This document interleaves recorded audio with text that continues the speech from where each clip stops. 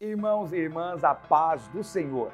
É uma alegria enorme estarmos juntos mais uma vez para darmos continuidade ao estudo bíblico através das lições CPAD. Seja muito bem-vinda, seja muito bem-vindo ao canal ADMP TV, um canal que é uma fonte de bênção para as nossas vidas. Aqui você irá encontrar cultos ao vivo, mensagens poderosas, louvores edificantes e muito mais. Portanto, se inscreva já, ative o sininho e clique na opção todas, que você não perde nenhuma de nossas novidades. Aproveite e divulgue o nosso trabalho. Se esta aula te ajudar a te edificar, compartilhe com mais pessoas e nos ajude a manter este trabalho vivo. Bem-vindo! O programa Escola Bíblica Dominical já está no ar. A lição de número 10 tem como título A Última Defesa de Jó. Estamos chegando na reta final de nossa revista. O nosso texto áureo está em Jó, capítulo 31, versículo 4, e diz: Ou não vê ele os meus caminhos e não conta todos os meus passos? A pergunta, não é? A verdade prática nos diz: ao olhar retrospectivamente para o passado, lembre o quanto Deus trabalhou nele. A nossa leitura bíblica em classe está em 3 capítulos distintos. O capítulo 29, do verso 1 ao verso 5, o capítulo 30, do verso 1 ao verso 5, e do capítulo 31, do verso 1 ao verso 5 do livro de Jó. Esses 3 capítulos serão os temas de nosso estudo hoje. E o nosso objetivo geral é mostrar que Jó, profundamente afetado pelo sofrimento, recorda nostalgicamente de seu passado de glória. Eu confesso para os irmãos que o objetivo geral, em minha opinião, ficou aquém do que se espera. A lição, na verdade, não é sobre Jó ser uma pessoa nostálgica, mas sim a posição e as lições que as lembranças de Jó nos trazem. Portanto, eu prefiro dizer que o nosso objetivo geral é estudarmos as lições que o passado tem a nos dar, mas sempre olhando para o futuro. Muito bem, o capítulo anterior registrou o fim do último diálogo ou da última resposta aos amigos de Jó. A impressão que nós temos quando entramos agora no capítulo 29 é que Jó resolve pôr um ponto final nesse debate que se instaurou entre ele e os seus 3 amigos e decide se virar diretamente a Deus. Ou seja, Jó percebeu que não adiantava mais ficar discutindo com seus amigos. Na verdade, o capítulo 29 começa com o silêncio de Zofar. Zofar também fica sem resposta, eu acho que desiste também de debater com Jó. E aí o patriarca resolve fazer, primeiro ele faz uma espécie de análise introspectiva, ele faz uma espécie de um auto levantamento da sua vida, e depois ele se vira diretamente a Deus, porque ele realmente para de discutir com seus amigos e espera agora uma resposta de Deus. Daqui para frente, do capítulo 29 para frente, 3 personagens vão aparecer em nosso palco. Sai Zofar, sai Elifaz e sai Bildade, e agora temos Jó, temos a fala de Eliú e temos a fala preponderante de Deus. E também no final volta-se a ter uma parte narrativa. Portanto, agora nós teremos, digamos, novos protagonistas em nossa história. Essa é uma coisa que deve ser pontuada a título de introdução. Esse capítulo 29, ele começa com a oração, prosseguiu Jó no seu discurso, que é exatamente o começo do capítulo 29, e isso indica a possibilidade de que provavelmente Jó tinha dado uma pausa, não é? E esperando Zofar falar. Uma vez que Zofar falou, Jó então ele dá continuidade à sua análise. O tópico 1 de nossa revista tem como título Jó relembra seu passado de glória. Esse é o tópico 1 e ele está versando justamente sobre o capítulo 29 de Jó. Eu gosto muito do capítulo 29 porque eu confesso para os irmãos que quando a gente lê o capítulo 29, você encontra ali talvez o registro mais detalhado que é antigo, digamos assim, sobre qual era a posição moral, qual eram os valores éticos da sociedade israelita primitiva. Claro que nós estamos falando de uma época muito incipiente, então eu posso dizer para os irmãos que quando a gente olha para o capítulo 29 de Jó, nós estamos olhando para os primeiros códigos de honra da sociedade israelita, quando ela ainda engatinhava, não é? Eu até arrisco a dizer que nós nem tínhamos uma organização ainda como o Israel, mas havia ali já um código moral. Esse código moral provavelmente era o que vigorava na época de Abraão, na época dos patriarcas, enfim. E isso só é possível porque Jó, ele para e ele começa a se lembrar de como ele era no passado. Ele começa a narrar quais eram as suas posições frente à criação de sua família, frente a como ele lidava com a elite de Israel, ou pelo menos a elite da sua época, não vou dizer Israel, mas a elite da sua região, como ele exercia o papel de juiz, como ele era respeitado e como ele também era um homem de Deus. Você pode ver que na verdade, há aqui no capítulo 29 uma autodescrição admirável da conduta de Jó, do seu senso de segurança e como a sua justiça era emoldurada pelo respeito que as pessoas tinham pelo patriarca Jó. Observe que há uma estrutura lógica. Jó, se você pegar o capítulo 29, ele começa falando de Deus, depois ele narra qual era a relação que ele tinha com a sua família. Vai perceber isso aí no capítulo 5, o versículo 5, o versículo 6, ele faz um levantamento de sua família. Só que nos chama a atenção que o capítulo 29 há um cunho social muito grande. Jó passa a maior parte do capítulo 29 relembrando como era a sua relação com a sociedade daquela época. Ele fala rapidamente sobre o seu relacionamento com Deus, ele fala mais rápido ainda sobre o seu relacionamento com a família, mas ele se demora fazendo uma retrospectiva sobre a sua conduta para a comunidade. E é interessante que primeiro você vai ver que ele fala da sua condição correta, e ele vai passar isso aí a maior parte. Ele fala que ele não defraudou ninguém, ele fala que era um juiz reto, que as pessoas o procuravam para o ouvir. Ele fala que ele era um homem que prestava um culto diante de Deus. Tudo isso você vai encontrar no capítulo 29 e há inclusive uma negativa. Ele fala, olha, eu era alguém respeitado, eu não defraudei, eu não fiz injustiça com ninguém, a minha consciência não me acusa. Óbvio que eu estou aqui usando palavras minhas, não é exatamente isso que está escrito, mas é isso que se extrai do texto. E ele diz, olha, e uma coisa negativa, no sentido de não ter feito, é que eu também não adorei outros deuses, eu não cedi à idolatria. Isso era importante, porque a idolatria era o grande mal que afligia os povos daquela época.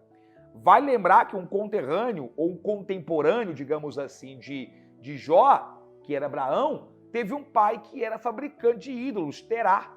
Terá era fabricante de ídolos. E Jó faz questão de deixar bem claro que na sua consciência ele não havia feito nada errado. Gente, aqui há uma coisa muito importante para nós atualmente, porque muitas pessoas julgam que o pecado é o fato de você praticar o mal. Só que o capítulo 29 de Jó, ele termina com uma lição extremamente importante. Você pode dizer assim, mas por que Jó, no auge da sua dor, começa a se apegar tanto com o passado?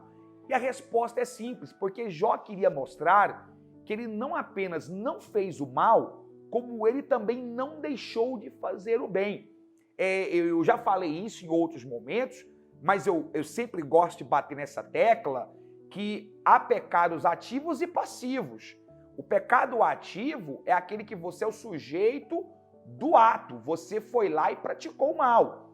Mas há também aquele caso em que o sujeito é passivo, ou seja, a pessoa peca porque ela deixa de fazer o bem. O capítulo 29 de Jó, ele é muito claro nisso. Jó, ele conclui dizendo o seguinte, olha, a minha consciência diz que eu não apenas obedeci às leis de Deus, como eu também não me omiti de fazer o bem a qualquer outro ser humano. Ele fez o bem para outro ser humano. Para Jó, não fazer o bem era um delito tão grave quanto fazer o mal.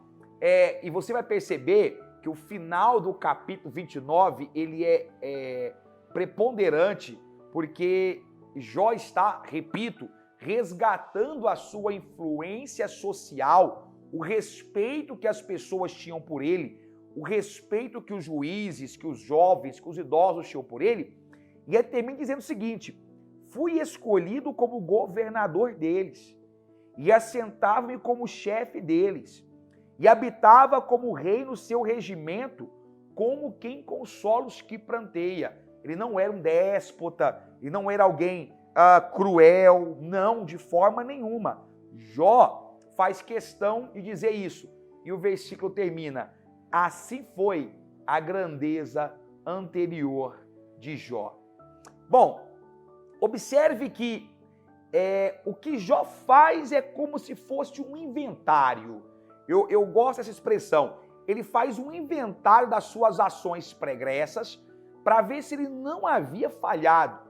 Ele está literalmente dizendo para Deus, olha Deus, eu preciso entender o porquê que a minha honra foi ultrajada, porque o que os amigos, entre aspas, vieram fazer comigo foi ultrajar a minha honra, foi jogar na minha cara o que eu fiz. Particularmente o discurso de Zofar, ele é crucial nessa área, ele vai assim, agredindo a moral de Jó, no sentido amplo. Jó sente que o respeito que havia por ele havia terminado, havia acabado. Então, é como se, de repente, quem faz uma leitura rápida tem a impressão que o capítulo 29 de Jó é uma fuga dele à realidade crua e nua no qual ele estava vivendo. Mas veja, Jó, ele toma uma postura diferente. O tópico 2 de nossa revista diz, Jó lamenta seu estado presente. O tópico 2 já aborda o capítulo 30 do livro de Jó. O capítulo 30, pensa comigo, é como se Jó estivesse por um momento fechado os seus olhos e estivesse revivendo as suas glórias do passado. E aí, de repente, Jó, ele é arrastado de volta para o presente. Isso nos dá uma lição muito grande. Nós não podemos viver presos ao passado. Nós temos o presente, e o presente está aí para ser enfrentado. Claro que a gente olha para o passado e sente saudades, a gente olha para o passado e muitas vezes há aquele sentimento de que, nossa, que saudade daquela época, mas nós não podemos ser alguém presos ao passado. Por quê? Porque nós temos que ter consciência de que nós não podemos usar as nossas memórias anteriores como fuga daquilo que nos é apresentado agora. Há um desafio a ser vencido, há uma realidade a ser encarada. E Jó sabe disso. E agora, depois de relembrar do seu passado, Jó começa a analisar o seu presente. E ele faz aqui uma coisa poética linda. Ele faz 16 versos e nesses 16 versos ele começa com a expressão se. Eu gosto de lembrar que esses versos são as queixas de Jó, né? Ele começa a se queixar de algumas situações que ele não tem mais e que teve. Eu vou elencar para os irmãos algumas dessas queixas. São pelo menos 5 queixas. São pelo menos 5 queixas. Eu falei agora 16, mas 16, na verdade, será no capítulo 31, né? Que ele começa a sentença do si. Aqui no capítulo 30, o que ele faz, na verdade, é elencar 5 queixas. Que 5 queixas são essas que Jó elenca? A primeira delas, ele se queixa de que ele não é mais respeitado. O respeito que Jó tinha era algo que ele valorizava muito mais do que o dinheiro. Porque Jó, ele era respeitado e não temido. Existiam grandes figurões na época de Jó, assim como existe em nossa época, que as pessoas têm medo deles, tremem de pavor, porque o domínio deles é baseado na influência do medo, da crueldade. Jó não. Jó era alguém que ganhou respeito pela sua bondade, pela coerência das suas palavras e pela justiça com que ele agia. Só que, de repente, mesmo aqueles que foram favorecidos por ele, mesmo aqueles que foram vistos sobre a sua proteção, que foram beneficiados por suas atitudes, agora não respeitam mais. O pior do que ser ignorado é ser desrespeitado. Jó passou a ser motivo de chacota. Jó passou a ser motivo de dedos apontados. Os seus 3 amigos, Zofar, Bildad e Elifaz, não respeitaram Jó quando apontaram para ele os seus dedos e o acusaram de ser ímpio, o acusaram de ser pecador. Jó também se queixa de não ser mais abençoado. Aí ele se volta para Deus. Ele havia iniciado as suas queixas maldizendo o dia que havia nascido. E agora ele volta a sua queixa para Deus, dizendo: Deus, eu não sou mais abençoado. As suas mãos saíram de sobre mim. Eu perdi as bênçãos. Jó se queixa de que, além de não ter mais respeito e de não ser mais abençoado, ninguém vem ao socorro dele. Não há ninguém que socorra Jó. Queridos irmãos e irmãs, qualquer luta, ela é suportável se nós temos com quem atravessarmos, se nós temos com quem dividimos o fardo. Quando tudo está sob a nossa responsabilidade, e a impressão que nós temos é que o céu se tornou de bronze e que não há ninguém à nossa volta para nos ajudar, não há outro caminho. Há uma porta enorme para a depressão, há uma porta enorme para a opressão. Por quê? Porque o sentimento de não ter ninguém por nós é horrível. Jó ficou numa situação em que ele simplesmente não sabia o que Deus estava fazendo e nenhum ser humano se aproximava dele. Ou seja, ninguém vinha ajudá-lo. Havia sua esposa, mas a pobre miserável estava na mesma condição que ele. Claro, não estava doente, pelo menos a Bíblia não fala isso, mas estava na pobreza com ele. Estava na tragédia familiar com ele. Então ninguém em condição vinha socorrê-lo. Nesse processo, Jó entra num estado de depressão. Eu vou até dizer isso, porque aí a segunda queixa, a quarta queixa, e a quarta queixa é que ele simplesmente agora não via futuro mais para ele. Então veja, Jó se queixa de que ele não tinha mais respeito, Jó se queixa de que ele não era mais abençoado, Jó se queixa de que ninguém vinha socorrê-lo, e Jó finalmente se queixa de que não havia futuro para ele. Ele perdeu a esperança. Olha, um homem, quando perde a esperança, ele perde quase uma parte da sua humanidade. Porque o fato de ser humano é o fato de que você se dá o direito de sonhar, você se dá o direito de projetar. Jó simplesmente apagou ele não conseguia mais falar, olha, eu não tenho mais futuro. E finalmente, Jó diz, eu não tenho mais ministério. Olha, homem de Deus, mulher de Deus, você viu as queixas de Jó? Talvez nós não nos queixamos das 5 queixas de uma vez, porque Jó enfrentou as 5 de uma vez. Mas com certeza uma ou outra nos abate de vez em quando. Todos nós, no estado de carne, já nos sentimos nessa posição. Jó, ele duvida do seu ministério. Ele não crê no seu ministério mais. Então a queixa de Jó, ela é ampla, ela é holística, ela é universal. Ele diz, olha, eu não tenho mais respeito. Isso é o capítulo 30, tópico 2 de nossa revista. A sociedade não me valoriza mais. Tudo que eu fiz já era. E a moeda que vem com isso é a ingratidão. Tá? A moeda que vem com a falta de respeito é a ingratidão, que dói mais. Porque a gratidão é a memória do coração, diz o ditado. Portanto, não tem respeito, não há gratidão. Não tem ninguém que o socorre, não tem mais bênção, não tem mais ministério, não tem mais futuro. Que quadro negro que o capítulo 30 nos pinta. E aí, nós vamos para o tópico 3, que é o futuro em aberto de Jó. O tópico 3, que é o último tópico da nossa lição. E no tópico 3, nós vamos analisar o capítulo 31. Por isso que eu repito que a nossa leitura bíblica em classe foi dividida em 29, 30 e 31. Já nesse capítulo, você vai ver uma coisa, eu vou fazer uma comparação. É como se eu olhasse para Jó e enxergasse Jó num júri e ele se defendendo diante de Deus. O capítulo 31 é a defesa de Jó.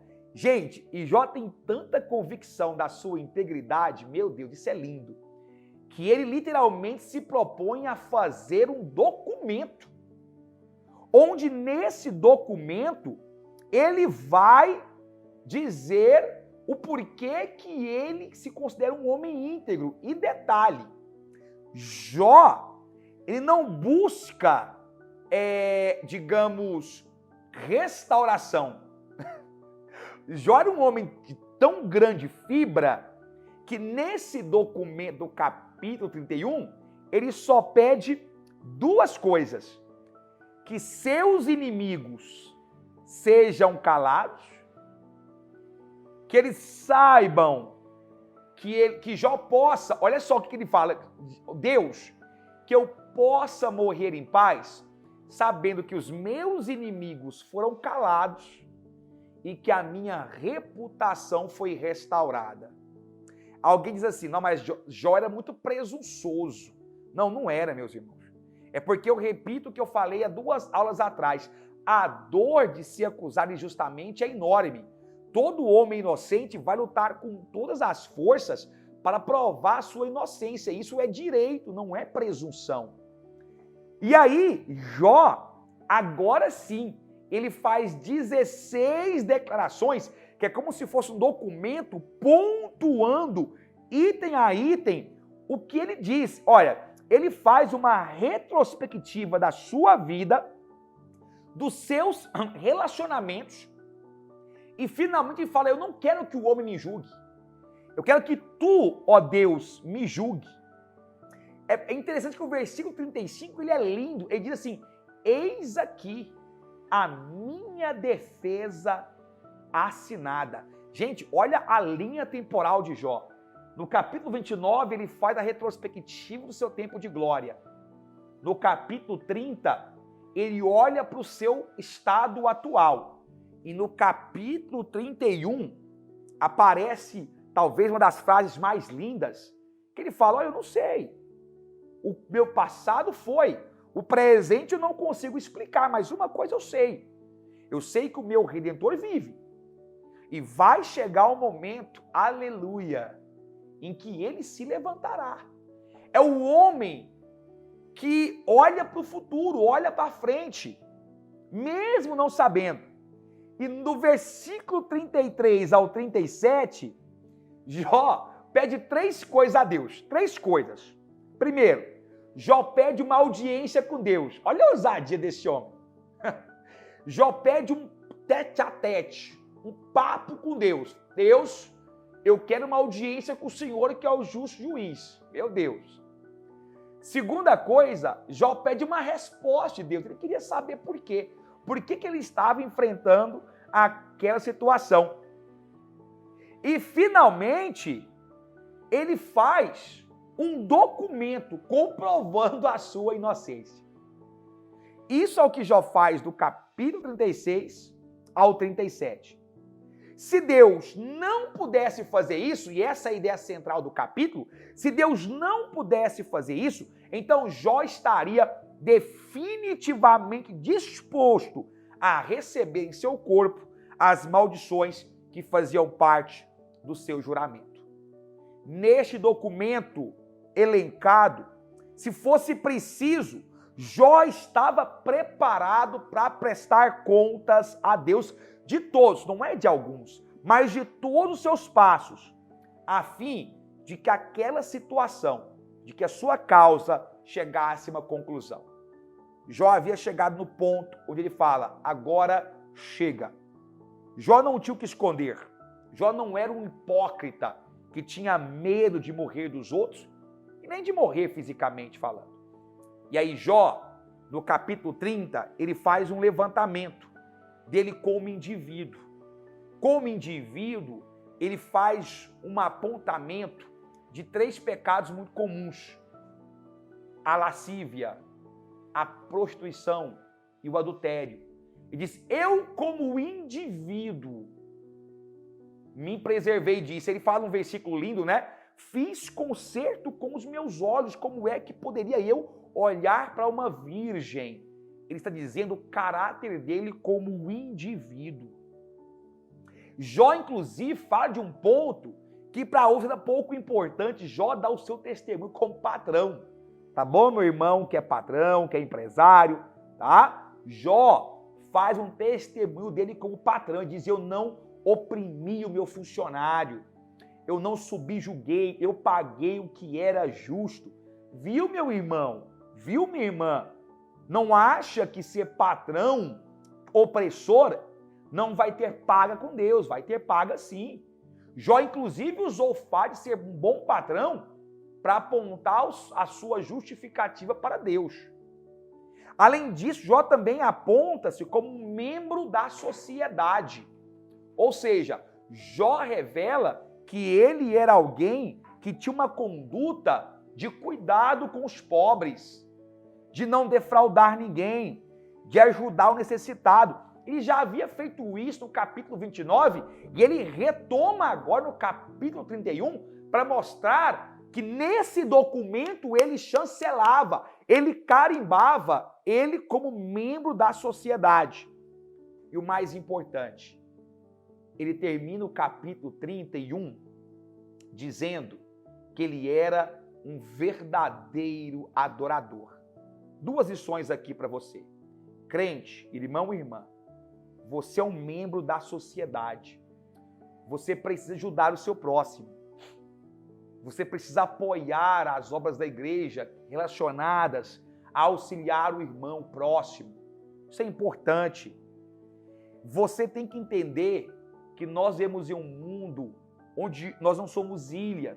A grande lição da igreja primitiva era essa, um cuidava do outro, sociedade.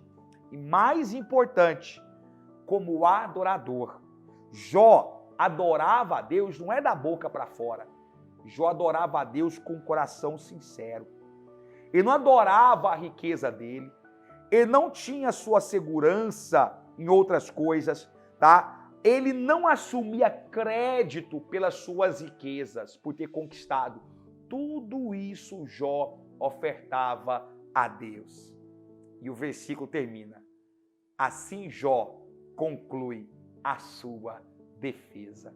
Meu irmão, minha irmã, a vida de Jó é um exemplo vivo de como que deve pautar-se a vida de um cristão. Eu espero que os itens que eu apontei aqui tenham te ajudado a pontuar alguma coisa aqui e ali na revista para que a sua aula se enriqueça. Se você gostou, deixe o seu joinha, porque isso ajuda muito, e o seu comentário porque isso também é muito importante a todos. Semana que vem estaremos de volta, eu e o presbítero Efraim, para darmos continuidade ao estudo das lições CPAD. Que Deus, em Cristo Jesus, te abençoe e te prospere sempre mais. Amém.